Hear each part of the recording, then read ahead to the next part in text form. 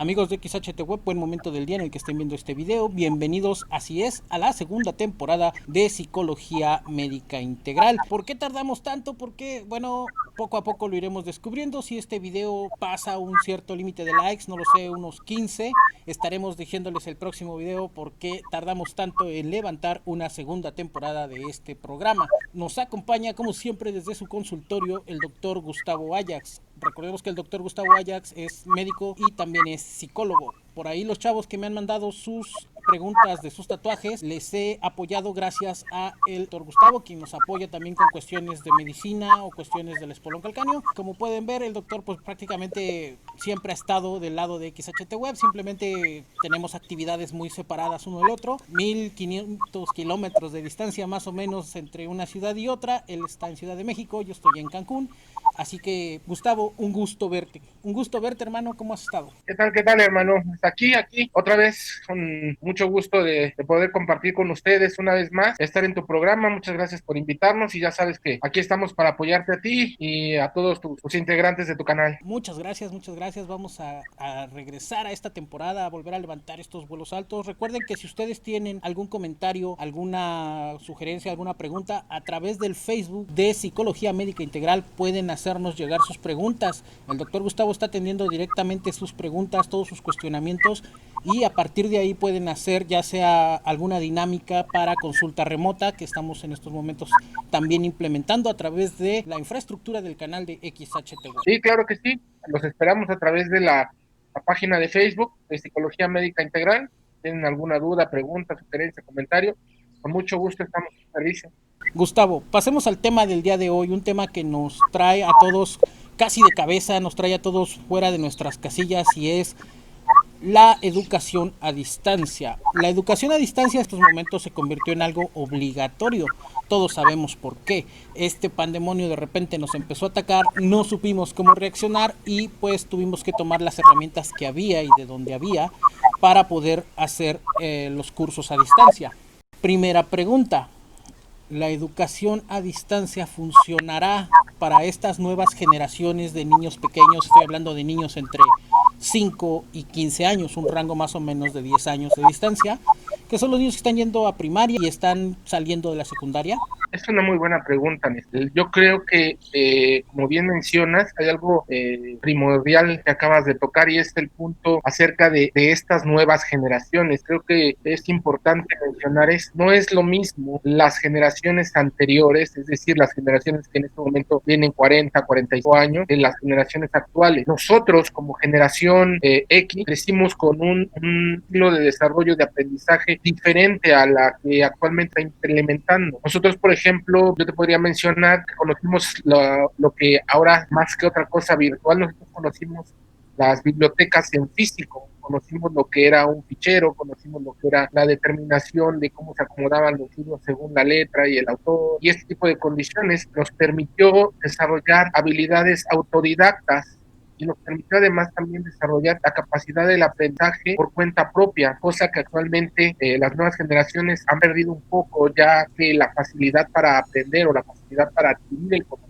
se da mucho más fácil. Te pongo un ejemplo, si tú querías saber algo acerca de la Revolución Mexicana, tenías que ir a la biblioteca, buscar los libros, sentarte a leer y buscar en uno, dos o tres libros acerca de qué era lo que estabas buscando, en este caso la revolución. O si eras un niño más pequeño, si eras un niño de primaria, lo más común es que fueras por ejemplo, una monografía sobre la revolución, o si querías ver algún personaje en particular, comprabas la bibliografía, la leías, en muchos casos la tenías que pasar al cuaderno, pegarla, es decir, hacer una serie de condiciones que reforzaban el conocimiento para que el alumno pudiera hacer lo suyo y adquirirlo. Ahora, por ejemplo, si quieres saber qué pasó en la Revolución Mexicana, lo googleas y salen N cantidad de páginas. Eso ha ido en detrimento de la capacidad de los niños jóvenes para poder adquirir el conocimiento por ellos mismos, ha ido en detrimento de la capacidad que tienen ellos para ser autodidactas. Esto es por una parte. Ahora bien, también hay que recordar que nuestras generaciones contaban con un apoyo sumamente esencial, como es en este caso las madres. Muchos de nosotros algunos teníamos mamá que quedaba en casa, algunos otros tenían mamá que trabajaba, pero de alguna u otra forma esta figura materna estaba presente con nosotros al hacer las tareas, al momento de realizar las actividades de aprendizaje, y era la que también te impulsaba en este aspecto. Ahora, como bien lo menciona, la economía pues ha ido también en muchos casos a la baja. Se necesita ahora que los dos padres trabajen o aporten económicamente para que sea una manutención más adecuada a sus hijos. Esto también obviamente impacta de manera directa en la educación de los niños y adolescentes, pues no hay una figura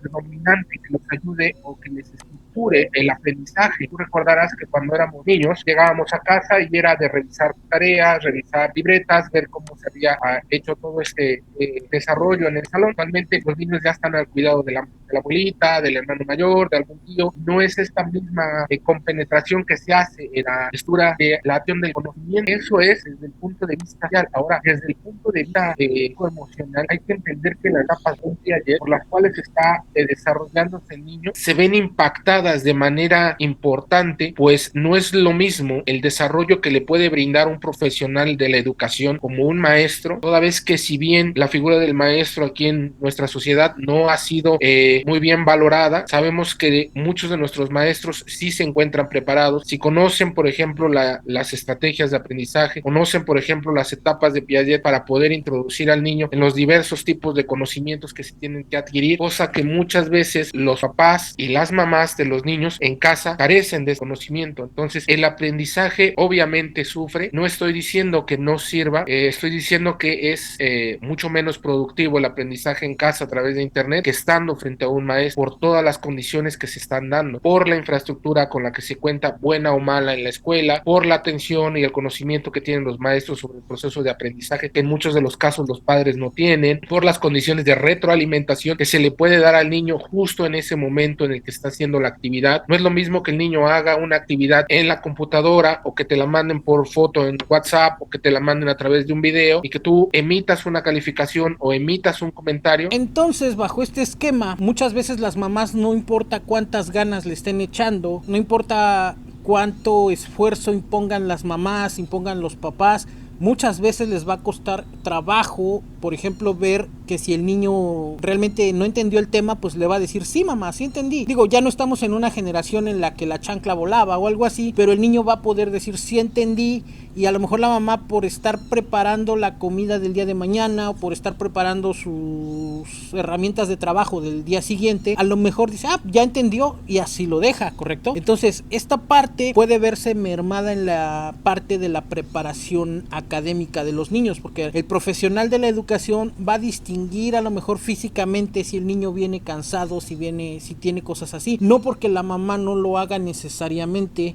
sino porque muchas veces la mamá no solo tiene que estar pendiente de si el niño ya comió, si el niño si el niño trae zapatos o lo que sea, además ahora tendría que llevar estas actividades que son la parte que corresponde al entrenamiento académico del menor. Debemos recordar que en esta época no solamente las mamás y los papás tienen la carga laboral que es proveer en casa, cumplir con sus actividades laborales, sino que además tienen que convertirse en docentes, tienen que convertirse en maestros para apoyar a sus hijos en esta nueva normalidad educativa. Sin embargo, aquí es donde surgen nuevas dificultades o nuevos problemas, pues debemos recordar que no todos sabemos o manejamos perfectamente bien todas y cada una de las materias que se están impartiendo, ya sea desde primaria, desde primero de primaria hasta tercero de secundaria. Vamos a poner un ejemplo. Tal vez la mamá o el papá del niño sean biólogos y puedan manejar perfectamente bien biología o ciencias naturales o alguna de estas materias, pero se les dificulta, por ejemplo, las matemáticas, se les dificultan, por ejemplo, las fracciones, se les dificultan este tipo de conocimientos que son mucho más específicos, sobre todo en la secundaria, pues hay que recordar que en la primaria, si bien se tocan diferentes temas, muchas veces únicamente se cuenta con un solo maestro que da el general de todas las materias. Sin embargo, en secundaria contamos con diversos maestros para diversos tipos de materias y es obviamente imposible que un papá, una mamá o ambos puedan cubrir la totalidad de las materias y de los conocimientos que se deben deben adquirir, sobre todo a nivel de secundaria, puesto que son conocimientos mucho más puntuales, mucho más específicos, mucho más especializados, llámese a nivel de matemáticas, llámese a nivel de historia, ciencias naturales, ciencias sociales, entre otros. Entonces, el reto no solamente se vuelve mayúsculo, sino que además se vuelve virtualmente imposible, pues no contamos con los conocimientos necesarios como para impartir este tipo de materias. Ya no hablemos de la capacidad docente que tendría cada uno que desarrollar, sino además los conocimientos duros, los conocimientos concretos que se deben impartir y que el adolescente y el niño debe de adquirir para poder seguir evolucionando en su estructura educativa.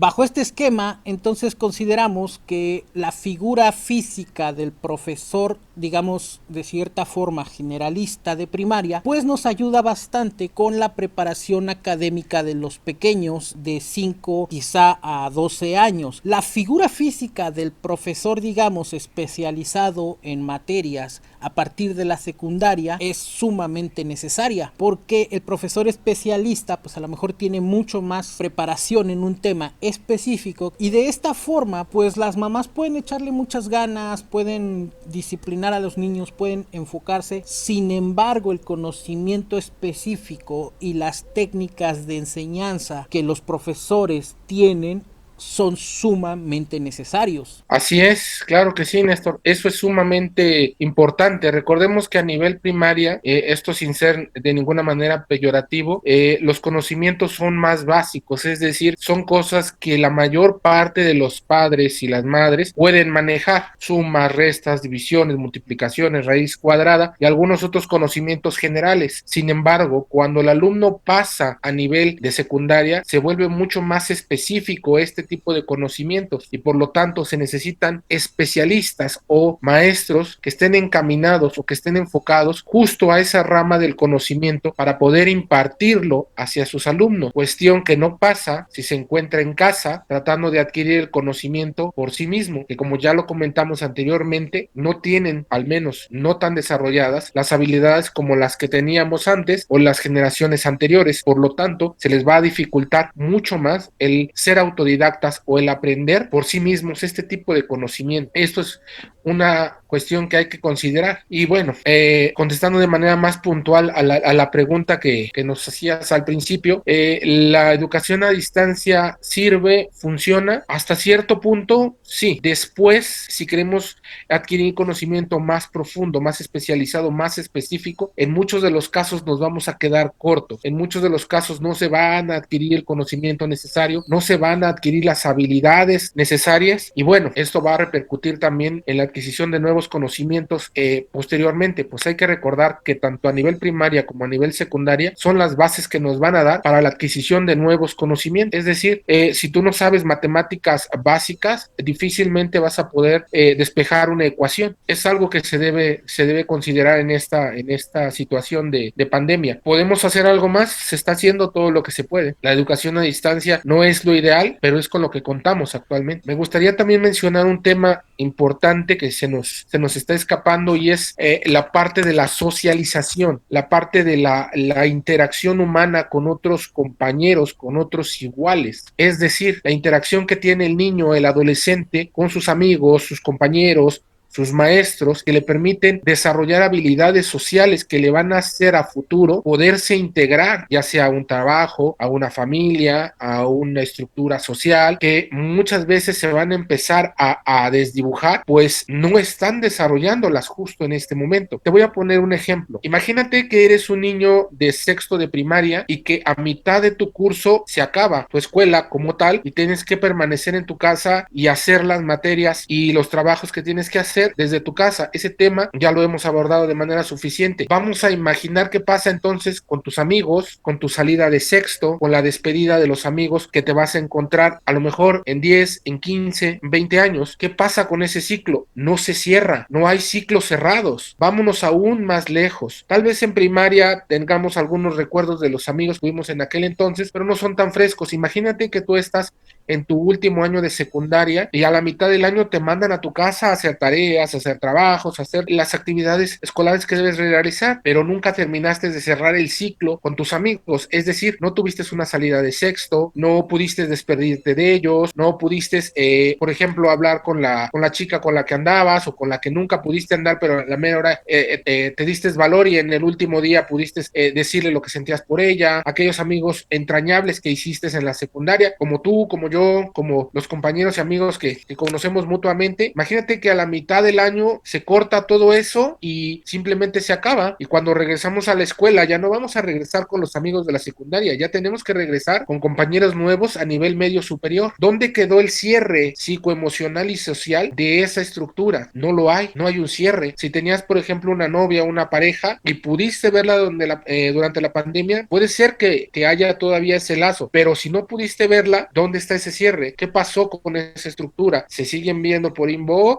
¿Decidieron terminar la relación por Facebook, por Messenger, por WhatsApp? A tus amigos los sigues viendo, ok, a través de las redes sociales, pero no es la misma interacción y no existe un cierre como tal en este tipo de condiciones sociales. Eso también es un punto que no se está viendo al considerar la educación en casa. Importantísimo tema, claro que sí, la parte social yo creo que no la había yo considerado desde el punto de vista técnico, desde el punto de vista en el que a lo mejor muchas veces yo me pregunto, o sea, la educación a distancia, sí, ¿por qué no? Yo mismo he estudiado cursos o temas de interés para mi carrera, y por qué no los niños no van a poder, ¿no? Pues si se puede a distancia, etcétera, etcétera. Pero la parte social, la parte de integración con otras personas, la parte de integración con compañeros, con amigos, estos lazos sociales que se pueden llevar a cabo y que a futuro les puede ayudar a los chavos, llámese negocios, llámese carreras, simplemente el hecho de que ibas a lo mejor en sexto año y te juntabas con tus cuates y había el bravucón y entre todos se defendían o cosas así, todo eso ahora se desdibujó completamente. Ese es un punto importantísimo. Quiere decir que esta sociedad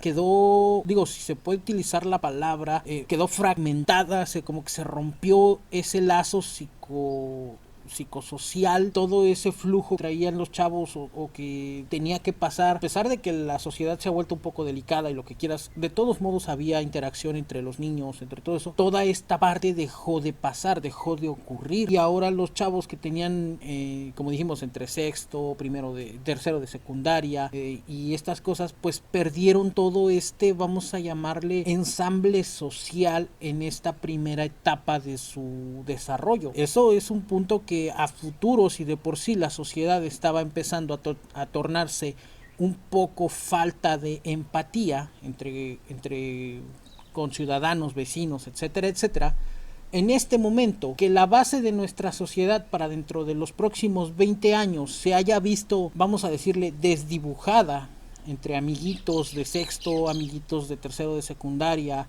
o los chavos que a lo mejor iban a pasar a la universidad ahora ya no tienen ese contacto de verse, ya no tienen esa facilidad de reunirse para jugar PlayStation, tomarse una cerveza en el caso de los que sean mayores de 18 años, los niños no festejen su cumpleaños con sus amigos, que la piñata y todas esas cosas, todos esos recuerdos para esta nueva generación que a futuro podrían consolidar relaciones de amistad, matrimonios o cosas así, ahora se ven mermados en este aspecto. Entonces no solo es la preparación académica, sino también en la cohesión social que hay entre la escuela. Recordemos que después de la familia, pues lo que sigue es la escuela. La base de la sociedad, pues son los amiguitos, el profesor, y la jerarquía que hay entre profesores y los amiguitos y los niños pequeños, pues se va formando a través de interactuar en una escuela. Esto digo, yo no sabría decirte, no tengo ese conocimiento a nivel de sociología o algo así, cómo podría repercutir después en los próximos 15, 20 años para este tipo de cosas. Sí, claro, es algo que a futuro seguramente va a repercutir, como de muchas formas. En el transcurso de la práctica clínica que he tenido a lo largo de los años, he podido observar que uno de los muchos o tantos problemas que maneja nuestra sociedad es la falta de cierres, es decir, no sabemos cerrar ciclos o nos cuesta mucho trabajo cerrar ciclos, y estas prácticas si quieres también de manera ritualista, que es el baile de sexto año, la fiesta de fin de año de la secundaria, el despedirte de tus compañeros, el decirles adiós, el poder cerrar este ciclo psicosocial, emocional, sobre todo en los adolescentes, seguramente repercutirá a lo largo de su vida. Pues hay que recordar que el adolescente que está en secundaria, 13, 14, 15 años, está en un proceso también biológico de cambio, en donde se está despertando a una nueva etapa que es, por ejemplo, la pubertad y la adolescencia. Y es importante enseñarle, no solamente de manera educativa, no solamente de manera a nivel de las materias, sino también a nivel social y psicoemocional, a poder, como bien dices, correlacionarse con sus compañeros, a poder formar lazos con sus compañeros, a poder estructurar el tejido social al cual pertenece y en algunos casos también a empezar a cerrar ciclos en este aspecto y también aprender a dejar ir, porque es cierto que si podemos mantener contacto con algunos de nuestros compañeros, amigos de la secundaria, muchas veces hemos roto lazos o hemos roto contacto con muchos de ellos, lo que nos ha enseñado nosotros como generación a poder cerrar ciclos, a poder aprender a continuar después de una vivencia o después de una etapa de vida. Pues muy bien, amigos, como pueden ver en estos momentos, pues podemos considerar a la educación en línea de cierta forma como un mal necesario. No quiero decir que haya personas a las que no les ha servido, evidentemente bajo este esquema hay plataformas como Udemy, Doméstica u otras que están funcionando, pero recordemos que estas plataformas ofrecen temas muy específicos y en este caso la educación en línea para los pequeños de 5 a 15 años quizás es un mal necesario. ¿Por qué? Porque faltan muchas cosas. Pueden ayudar al desarrollo, como ya vimos, no solo académico, sino integral, social y emocional de los pequeños. ¿Puede mejorar a futuro? Pues sí, obviamente.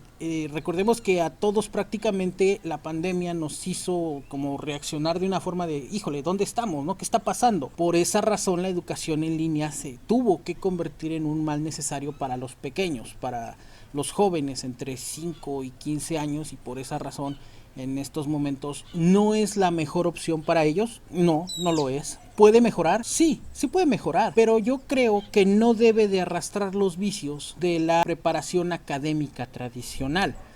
De esta forma podríamos empezar a considerar otra forma de ofrecerle a los pequeños el conocimiento. Recordemos además que cuando somos niños entre esta edad, pues quién quería ir a la escuela, ¿no? Eso es punto importante también. Digo, ya cuando reflexionabas y empezabas a pensar que ahí estaba, no lo sé, Juanita o Dianita, como hombre o como niña, a lo mejor estaban tus amigas y en ese momento pues ya dices, no, sí quiero ir a la escuela porque voy con mis cuates o voy por las papitas. Bueno, nosotros que todavía alcanzamos a comprar papitas en la cooperativa y cosas así, pues entonces desde ese punto de vista la educación tradicional pues nos traía como todos estos, digámosle, adicionales a ir a la escuela a solo prepararnos. Concuerdo completamente contigo. La educación a distancia ¿se puede mejorar? Sí, por supuesto que se puede mejorar. Creo que esta situación de la pandemia nos ha enseñado muchas cosas, no solamente a nivel social, a nivel personal, sino también a nivel educativo y además a nivel familiar. Nos ha enseñado